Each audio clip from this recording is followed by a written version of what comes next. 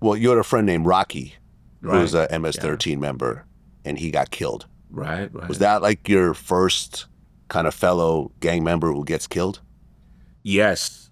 Rudy was Rocky was killed on Fourth and Normandy in Koreatown, and when that happened, I was on my way back from school on the bus, and I saw the taped area. Our bus did a detour to go around it, and I went into the neighborhood, and that's what they told me, that they had shot Rocky and Liebre and Scooby, and these other two guys. One of them was injured with a shotgun, but he made it to walk all the way to the neighborhood, and then fainted at the corner of the block, which that was when he said, Rocky got killed, and that's how kind of everything changed. Right, because that set off a cycle of revenge and retaliation. Yeah, it wasn't about just fun and games. It wasn't about just fighting with each other. I mean, when we were at the school, at the middle school, Rocky and some of the guys, they used to drive all the way over there to back us up, because we had rivals out there. And they would come, and, they were the older ones, and, everybody was afraid of them, and I was like excited just to join them chasing fools around. Hmm.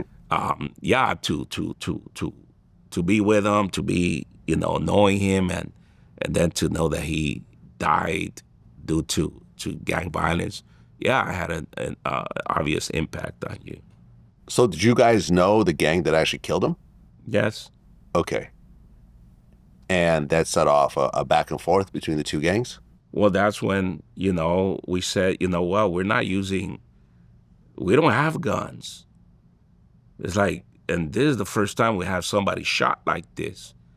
We have had another older homie get killed, who was the first one in the gang, Black Sabbath.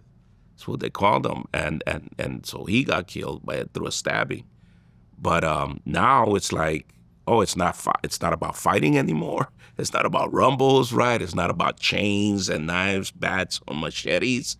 Now it's about guns, right? And so we're like, so how do we get guns? And we just didn't have the money for it, right? There wasn't easy to come by for us.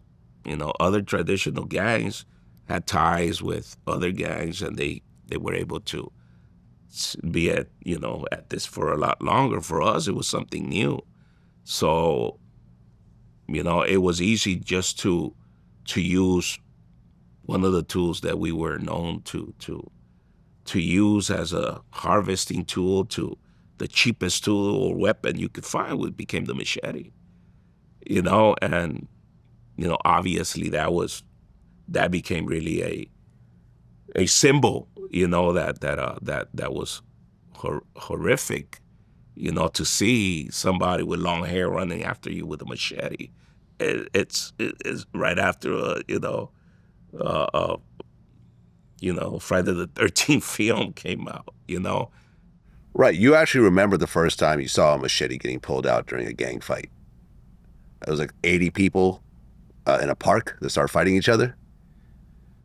Well, yeah, it was at a park, a rumble after the school, and yeah, uh, yeah, it was tough to see somebody's stomach being opened up.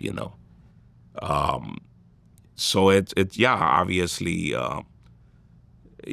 gang violence became violent, and the gangs, or at least for us, it wasn't an environment anymore that it was all about just kicking it and trying to protect ourselves. It was about like, man, we're getting shot at, we're getting people killed, and what are we doing in return?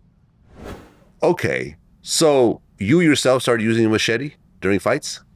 Um, Look, I was afraid to use anything, man. I was a kid that was afraid. I was a follower.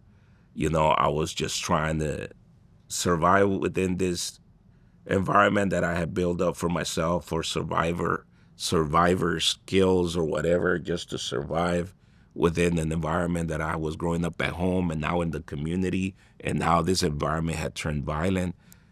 I was always been a kid that was afraid. I was afraid, but being afraid also meant that you want to be accepted, and being accepted was more, being not accepted was more fearful than being violent, if you can understand me. So yes, we created, we use machetes. I had a machete with me too. I did not ever use it, you know, because just pulling out the machete, you could see people running, and I wasn't about to chase people down. It's like, but just the what it caused, the shock that it caused, and the fear that it caused. Yeah.